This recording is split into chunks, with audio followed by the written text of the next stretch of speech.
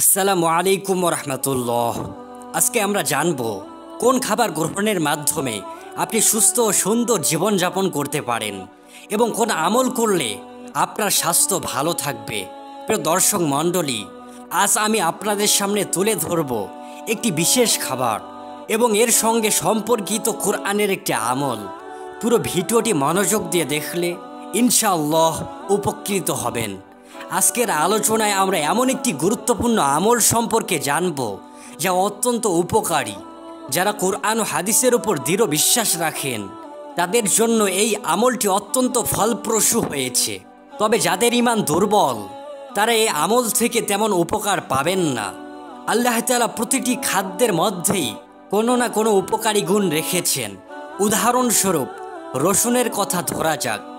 রসুন খাওয়ার বহু উপকারিতা আছে যা আধুনিক চিকিৎসা বিজ্ঞানে প্রমাণিত। রসুনকে গরিবের পেনিসিলিন বলা হয়। সকালে খালি পেটে রসুন খাওয়া শরীরের জন্য অত্যন্ত উপকারী। এ নিয়ে একটি গুরুত্বপূর্ণ আমলও রয়েছে। আমরা সবাই জানি কুরআনুল কারীম হলো শিফার উৎস। আল্লাহ পবিত্র কুরআনে বলেন, ওয়া নুনাজ্জিলু মিনাল কুরআনি মা হুয়া শিফা। আমি কুরআনকে নাজিল করেছি শিফা হিসাবে। আল্লাহ রব্বুল আলামিন কুরআনের শুরুতে আমাদের জন্য সূরা ফাতিহা দিয়েছেন। আল্লাহ বলেন, যে এই সূরা পাঠ করবে আমি তাকে শিফা দান করব। এ কারণেই সূরা ফাতিহাকে সূরাতুশ শিফা বলা হয়। আজ যে আমলটির কথা আমি আপনাদের জানাবো তা নিয়মিত পালন করলে আপনার হাইপারটেনশন, এজমা, হাড়ের নানা সমস্যা কিংবা শ্বাসকষ্ট কমাতেও বেশ কার্যকর। তাহলে চলুন এখন আমলটি বিস্তারিত জেনে নেওয়া যাক।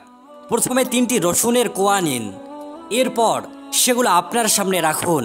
তারপর বিসমিল্লাহির রহমানির রহিম বলার সঙ্গে সঙ্গে 7 বার সূরা ফাতিহা পাঠ করুন। পাঠ করা শেষ হলে রসুনের কোয়াগুলোর উপর ফু দিন। এভাবে ফু দেওয়া 3টি রসুনের কোয়া থেকে একটি সকালে, একটি দুপুরে এবং একটি রাতে খেতে হবে। তবে কাঁচা রসুনের স্বাদ সাধারণত ঝাঝালো ও তিক্ত হওয়ায় অনেকের সহ্য করা কঠিন হয়। যারা সরাসরি চিবিয়ে খেতে পারেন না তারা চাইলে পানি দিয়ে গিলে খেতে পারেন, যদিও এটি কিছু ক্ষেত্রে ঝুঁকিপূর্ণ হতে পারে। সবচেয়ে উত্তম উপায় হলো সরাসরি চিবিয়ে খাওয়া। প্রিয় দর্শক বৃন্দ, এভাবে 7 বার সূরা ফাতিহা পড়ে রসুনের উপর ফু দিয়ে খেলে আল্লাহ রব্বুল আলামিন আপনাকে নানান ধরনের অসুস্থতা থেকে সুরক্ষা দেবেন।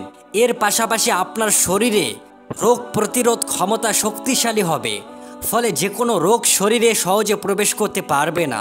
এই আমলটি একটি পরীক্ষিত আমল এবং বহু মানুষের অভিজ্ঞতায় উপকারী প্রমাণিত পদ্ধতি। এটি কতটা কার্যকরী তা আপনি নিজে আমল না করলে বুঝতে পারবেন না। আপনি যদি দৃঢ় ঈমানের সাথে এই পদ্ধতিটি নিয়মিতভাবে 7 দিন, 21 দিন কিংবা সর্বোচ্চ 41 দিন পর্যন্ত পালন করেন তবে ইনশাআল্লাহ নিশ্চিতভাবেই ভালো ফলাফল পাবেন। তবে মনে রাখবেন, এই আমল করার সময় অত্যন্ত সতর্ক থাকতে হবে। এক মুহূর্তের জন্য যেন এর উপর থেকে আমাদের বিশ্বাস নড়ে না যায়, কারণ সূরা ফাতিহা নিজেই অত্যন্ত বরকতময় একটি সূরা। রাসূল সাল্লাল্লাহু আলাইহি ওয়াসাল্লাম এই সূরা দিয়ে ঝাড়ফুঁক করতেন। এমনকি সাহাবায়ে কেরামও একইভাবে ঝাড়ফুঁক করতেন। বিভিন্ন সহিহ হাদিসে এই বিষয়টি স্পষ্টভাবে উল্লেখ আছে। আমরা সবাই জানি স্বাস্থ্যই সকল সুখের মূল। তাই যারা সুস্থতা চান তারা অবশ্যই এই আমলটি করবেন।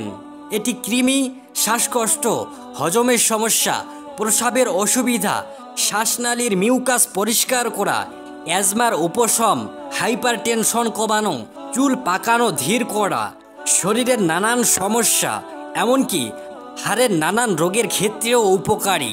এই আমল পালন করলে সার্বিকভাবে আপনার শরীরের রোগ প্রতিরোধ ক্ষমতা বৃদ্ধি পাবে ইনশাআল্লাহ।